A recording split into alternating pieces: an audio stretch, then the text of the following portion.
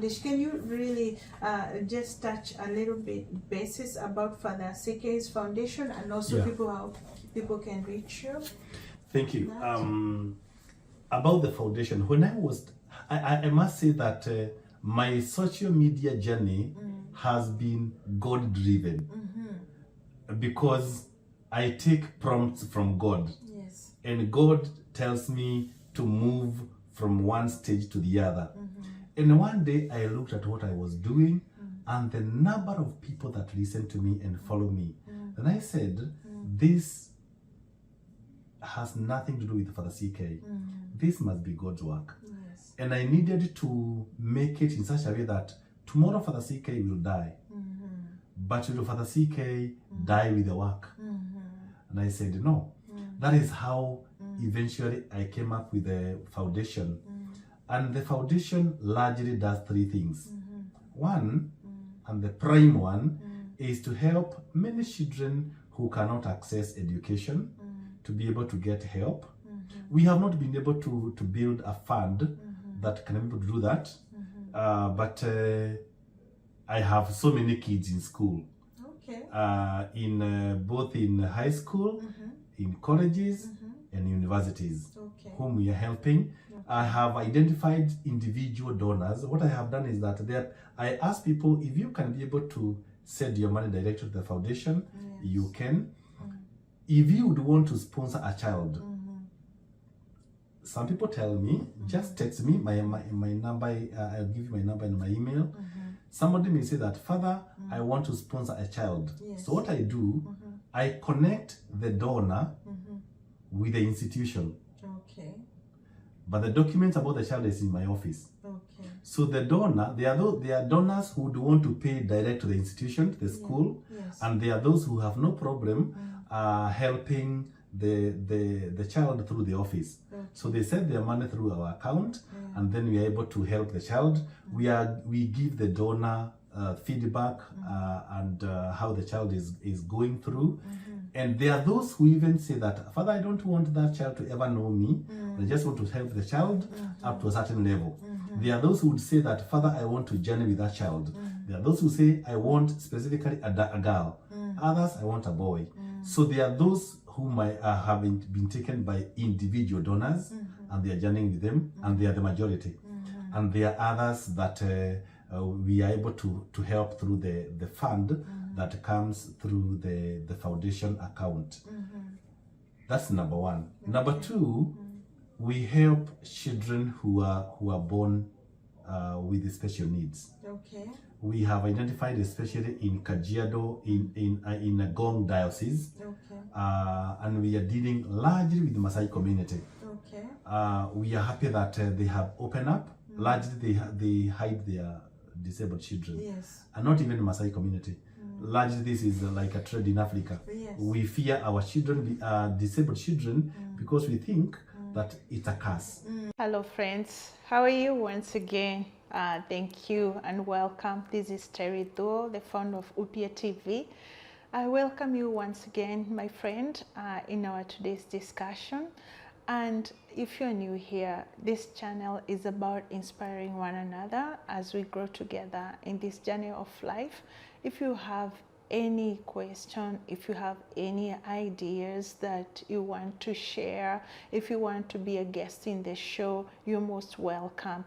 We're here to just encourage one another. We know the journey is better when we walk together than when we walk by ourselves.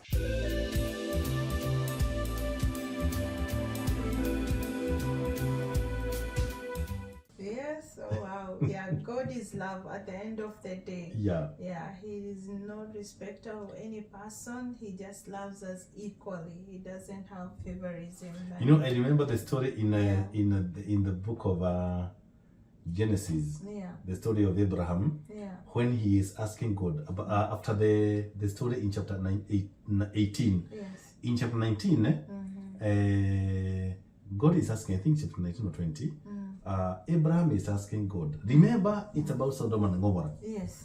And what we are discussing today was there then. Yes. Today, the question of LGBT was there that time. Yes. That is exactly what Sodom and Gomorrah was known for. Yes. So, Abraham is asking God, Suppose they are 40 people, will you reconsider? And suppose they are 30, suppose they are 10. There is no one time God said, I will not reconsider because they are gay. Yeah. No. Yeah. So I think there is some wisdom we need to get from what God thinks about us. Yes. As we now come to a conclusion, Yes. how do we handle these people? Because when your son becomes gay, he does not stop being a human being. It's true. Neither does he stop being your son. It's true. The sonship is never taken away by sexual perversion. Yes. No. Yes, it still remains. If we can start from there, yes, we can have a conclusion. Wow. Yes.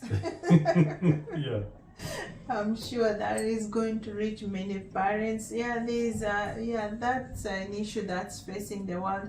But as we go along, we'll keep on learning and how to accommodate one another and how to deal with day-to-day issues and pray for our families, pray for our children, pray for ourselves, and learn to love one another and just trust God in that part of parenting and how not to judge our colleagues and so on. As Father CK said, it's good to listen to other people, know how they reach there, where they are going, and don't demonize anyone for whatever choice they have made in their life. And that's very important to know.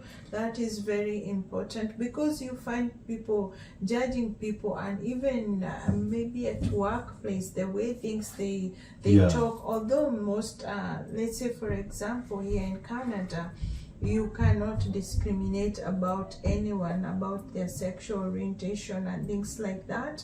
It's not allowed. So at least people have rights here and so on. But then again, we have to listen to what God says. God is love, and as Father Charles has said, God sees his child, not any other thing. So and also now we are going to move on, Father Charles. We know you have a lot of wisdom, and we would like to have you here for many hours, many days. So I just want to touch in the basis, like for you now, you have been in the media, you have many followers, you are an influencer, an encourager, a leader, right? And you father many people. You have just said you have helped people in diaspora, some who have passed away, some who are still alive. That is a desperate situation. People come to you in all kind of things. So for who you are as Father Charles Kenywa, and the success that you have had, not just as a priest, but also a people person, a servant of God. You serve people in general. Do you find challenges for people who are maybe jealous of you, for people who are against you, and for people who don't understand your success? Yes.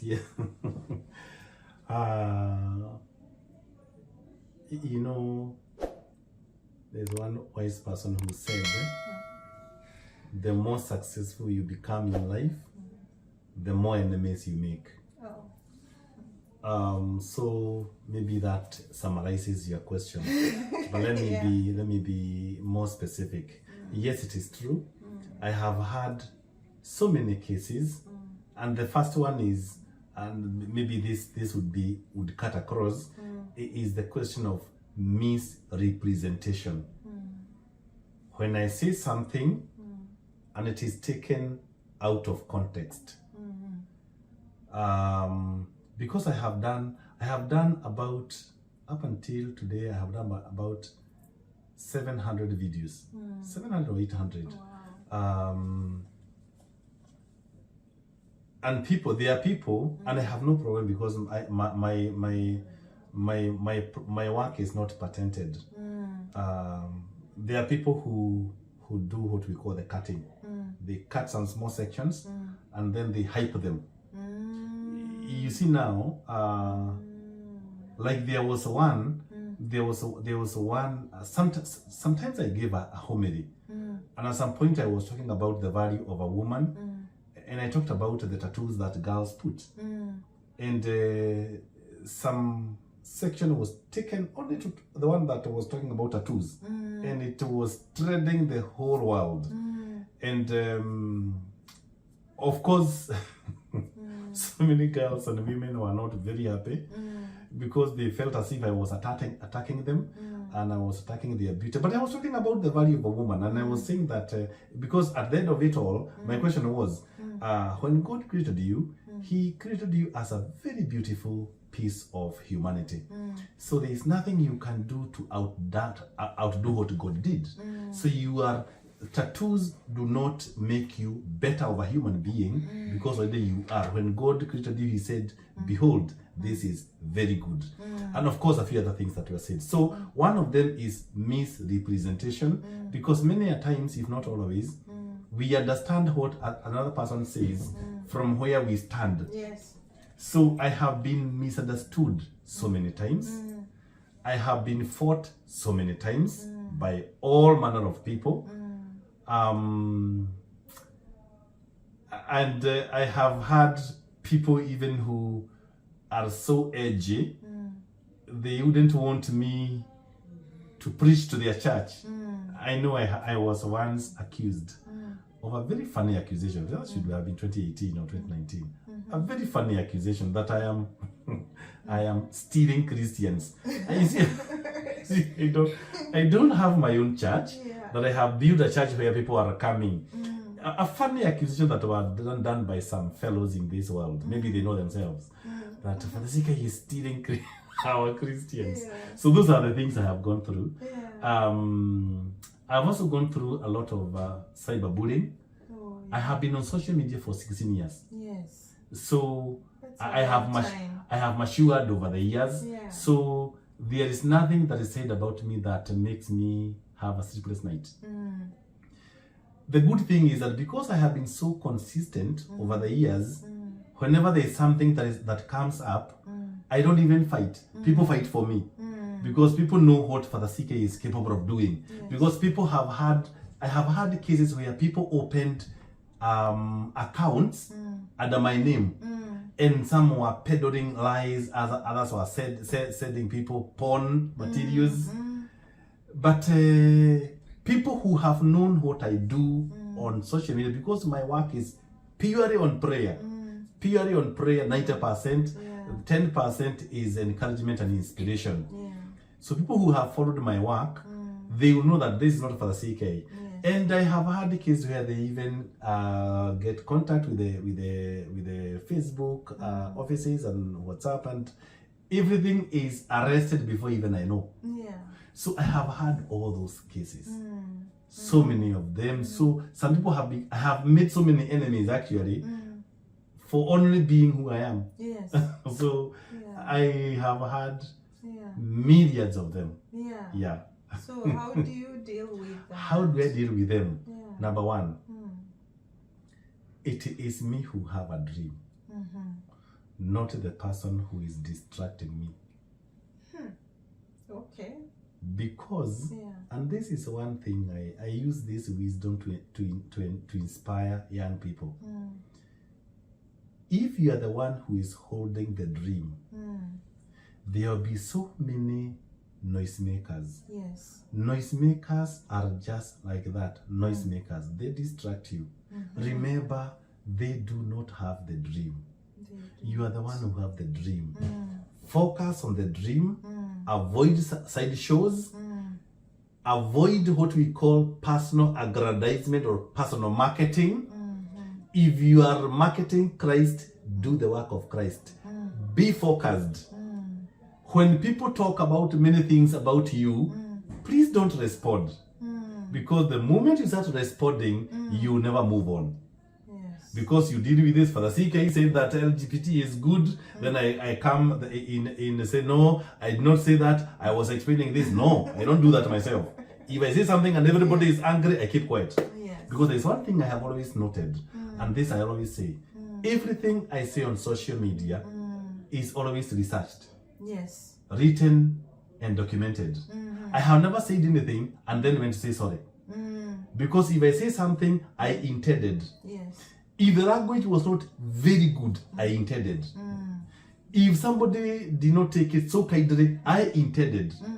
So if you're not very comfortable, you can dissent. Father, I don't agree with you on this. And I say, it is my opinion, that is your opinion, and I respect you, and I respect your opinion. However, that remains my work.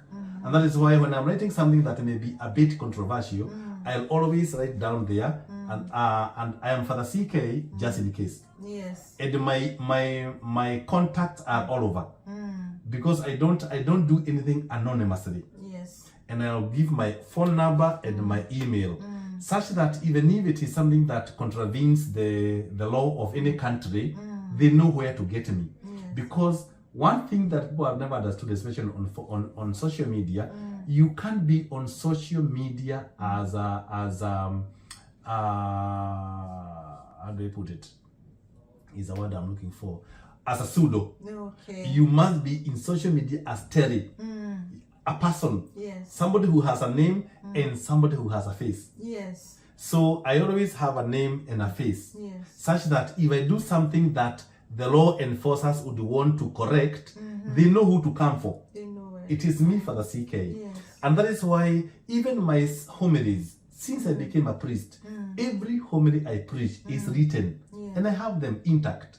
Such that if somebody says that, oh no, Father, you preached about this, this was wrong, I'll say, that homily is written, it is here. Go through it. Yes. Tell me where it is heretical.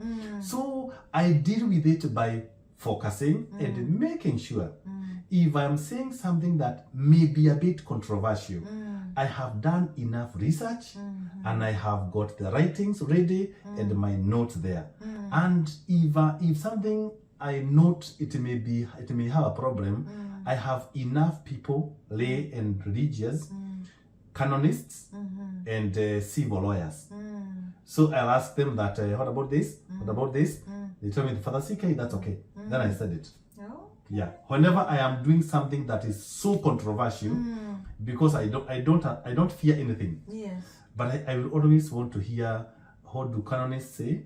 What about the legal? What about the legal law? What, I mean, the civil law. How does it say? And of course, what the Catholic Church stands for, because I am an officer of the Catholic Church. I am an ordained Catholic priest. So I cannot say something that if the church said no, I cannot say yes in the backdrop. Yes. My no is always what the church started for. I started for that. So I'll always look at, is it against what the church teaches? Is it against canon law? Is it against civil law? Is it? If it's something that can be controversial, I see blue, I'm seeing white, I'll write. And then I say, Father CK, just in case, reach up on this, and then you can get me. So I don't do one-on-one fighting. Yes. I don't do that. Yes. I don't answer people who write bad things about me. Yeah. And I don't get offended. Yeah. And I don't get affected. Okay.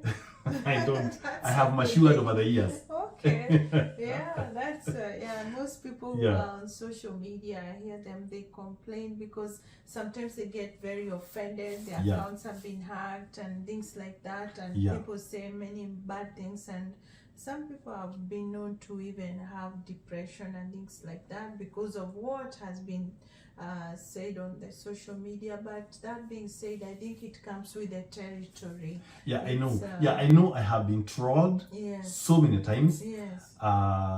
In some times when I used to have many talks, even today, I know I am followed by security officers. Yeah.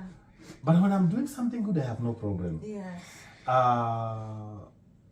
One thing I did, and I'm so happy about it, from day one, I refused to monetize my work. Because one of the reasons why you hear somebody's account has been hacked and has been taken away is when you have allowed advertisers to come in. Okay. There are those advertisements that YouTube will place on your channel once it has gotten to a certain viewership. But Facebook is tricky because Facebook, you give somebody a room, they come and wreck you. Because and I receive those requests on daily basis. Father, can we give you this to, you said for us is going to get this type of amount of dollars per week. You see, I'm trained on social on media. I'm a trained journalist. Yes. And I know that if I am the owner of the media house, and an advertiser has power over me. Yes. That is so sad. The media house is mine, but advertiser dictates how I must do their work. Yes. So if I allow somebody to come and do some advertisement on my page, I have to cede some ground for them to come and take control. Yes. And because not every one of them is pro Christ, they may come and confuse you, and at the end of the day, you lose even the direction. Yes. That is how some people, especially those who are doing evangelization, have lost their good names, and some have been depressed, literally. Because some will even bully you. You got our money, so we expose you. So some have even been depressed to almost committing suicide. Wow. So I avoided the money path. Yes. So that I can be in charge. Okay. Yeah. Okay. So this it's not just the time slot that is needed. They control even your content. They control. You know, I was running a media house for Catholic Bishop of Kenya. Yes. For about 7 years. Yes. And there is an advertiser who want to come and say, I'm bringing this product and it must be aired by so and so. Oh, that's how tricky it can be. I remember one day, 2015, 2014 and 2015 and 2016, those 3 years, I had an advertiser or a client who dictated a certain presenter, such that even if that presenter is a kichwagumu or somebody who can't even, is hard-headed and cooperative, you cannot sack the fellow. Yeah, because the client wants that person. Yes. And it becomes so difficult. Yes. And I remember sometimes, because I remember the person in question was not very cooperative. And you see now, the client who is giving you a lot of money has demanded so and so. Yes. So you actually become a captive. Yes, and the customer is always right. And that is why we say that there is nothing like independence of the media. Yeah. Because one people who will hold you hostage are the advertisers. Yes. Before we go to the government and the others. Wow. Yeah. That's good to know, because when we want to thrive in the social media, those are things that we should be looking into. Exactly. Because if we, for example, I do prayers at 3 in the morning. Okay. 5. Yes. 7 in the morning. Yes. 10 in the morning. Yes. 1 p.m. 4 p.m. and 9 p.m. Yeah.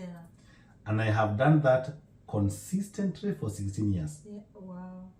Yeah. Even when I travel out of the country, I do a lot of scheduling, such that my work is still going on even if I'm not physically online. Yes. Wow. An advertiser will come and say, for example, like Facebook has 3 hours that it has high viewership. Okay. It has between 3 in the morning and 4:30 in the morning. Okay. Then from there, from 8:55 to 10:15. Okay. Then from there, it has between 3 and 5. Okay. And then after 10:30, it has four hypes. Okay. So an advertiser who is not even religious will come and give you a product to sell. Maybe the product is even anti your faith. Maybe it could be something contraceptives or even alcohol or even something just weird. And then they say, we want it at 3 in the morning. And that is your devotion hour. Then you have no power to say no, because you have the money. They dictate where. Wow. And because now you know that now that is your prime time, you charge them a lot of money, and then they hold you captive. It is so tricky. Wow, that is why so many faith-based media houses are not able to have a breakthrough. Why are they not having a break even? Because the multinationals want to target hours that are called devotional hours, where you are able to engage with your Christians. Yes. The time that you have the highest viewership, Yes. when you are able to nourish your Christians spiritually, Yeah. that is where they want their content. Oh. And because now you can't take it, Yeah. so many of the faith-based media houses are struggling. Yes. Because you need to keep a path of faith. Yes. Somebody else is against what you are doing. Yeah. They'll give you a lot of money, Yeah. and then you become deflected. Oh yes. At that point, you lose focus. Yeah. From there, Yeah. you never call it to a media house. Yeah. So for the last thing I have to ask you, and to also to thank you for being here, is how people can find you, because we know also you have Father CK Foundation. Yeah. That you have established. Can you really just touch a little bit basis about Father CK's foundation, and also Yeah. how people can reach you? Thank you. About the foundation, when I must say that my social media journey has been God-driven, because I take prompts from God, Yes. and God tells me to move from one stage to the other. And one day I looked at what I was doing and the number of people that listen to me and follow me. And I said, this has nothing to do with Father CK. This must be God's work. Yes. And I needed to make it in such a way that tomorrow Father CK will die. But will Father CK die with the work? And I said, no. That is how eventually I came up with the foundation. And the foundation largely does three things. One, and the prime one, is to help many children who cannot access education to be able to get help. We have not been able to build a fund that can be able to do that. But I have so many kids in school. Okay. Both in high school, in colleges, and universities, Okay. whom we are helping. I have identified individual donors. What I have done is that I ask people, if you can be able to send your money directly to the foundation, you can. If you would want to sponsor a child, some people tell me, just text me my number. I'll give you my number and my email. Somebody may say that, Father, I want to sponsor a child. Yes. So what I do, I connect the donor with the institution. Okay. But the documents about the child is in my office. Okay. So the donor, there are donors who would want to pay direct to the institution, the school, Yes. and there are those who have no problem helping the child through the office. Okay. So they send their money through our account, and then we are able to help the child. We give the donor feedback and how the child is going through. And there are those who even say that, Father, I don't want that child to ever know me. I just want to help the child up to a certain level. There are those who would say that, Father, I want to journey with that child. There are those who say, I want specifically a girl. Others, I want a boy. So there are those who might have been taken by individual donors, and they are journeying with them, and they are the majority. And there are others that we are able to help through the fund that comes through the foundation account. That's number one. Number two, we help children who are born with special needs. Okay. We have identified, especially in Kajiado, in a Gong diocese, Okay. and we are dealing largely with the Maasai community. Okay. We are happy that they have opened up. Largely, they hide their disabled children, Yes. and not even the Maasai community. Largely, this is like a trend in Africa. Yes. We fear our children, disabled children, because we think that it's a curse. So it's all over the world. I mean, it's all over Kenya that we have so many cases.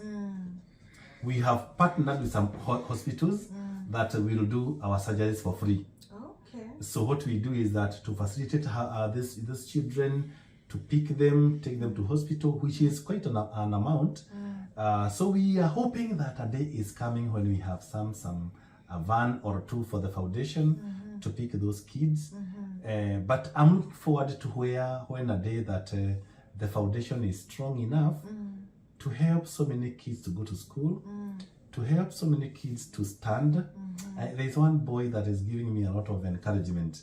This boy has never walked, and through the foundation, the boy has been operated, and a certain couple took him for education, and now he's in Form 1.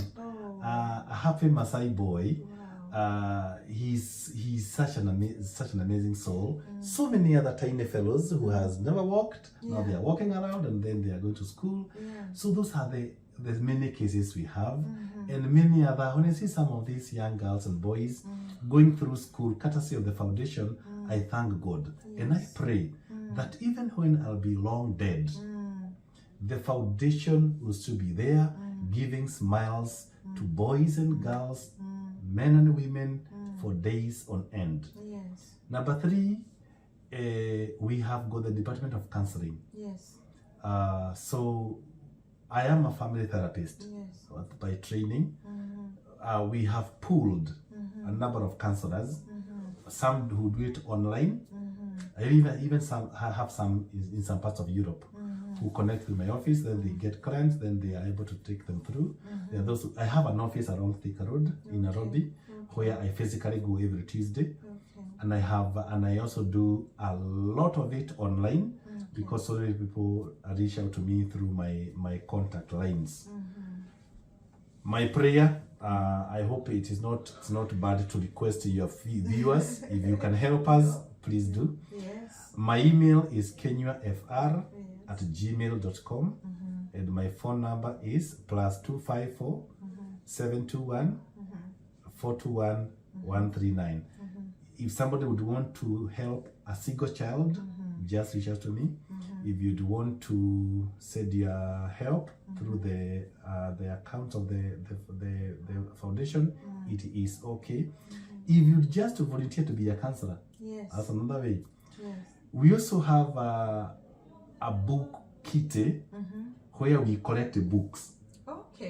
And we have partnered with a number of libraries. And we have been given some stacks in some universities, where we have got the stack for the CK Foundation. We put our books there for people to read. So we collect a lot of books. We are given so many books. We have so many that we have collected, and we shall collect this, because we have realized that in Kenya, especially, we have a very poor reading culture. So we want also to encourage young people to read. And not just to read those things they read on social media, but to read physical books for gathering knowledge. So that is what we are doing largely. Thank you so much for the CK. You're welcome. We are just so blessed to have you, and even to have you for Upia TV interview. And it's just an honor. It's just a blessing, and humbled, very humbled. Thank you. It's one of those things you pray, you dream, and then they come true, and then you're like, wow, God is good. I want to pray and hope that I'm able to inspire your viewers and your followers more. We have many other points of contact. We can do a lot, and I want to thank you sincerely for what you are doing. Please keep on doing it. When you touch people's lives, God takes care of your needs. Wow. Thank you. Please keep it up. Thank you so much for that, CK. Unless there's a last word you want to say to our viewers, or there's something that we had forgotten that you want to bring across. I just have 2 things. One is about our families. To our dear viewers and followers, let us pray for our families. When we shall have retired from all other places, there is only one place we will never retire from. We will never retire from families. I have never had a retired mother. I have retired being a mother. I've never had a retired husband, or a retired wife, or a retired son, or a retired daughter.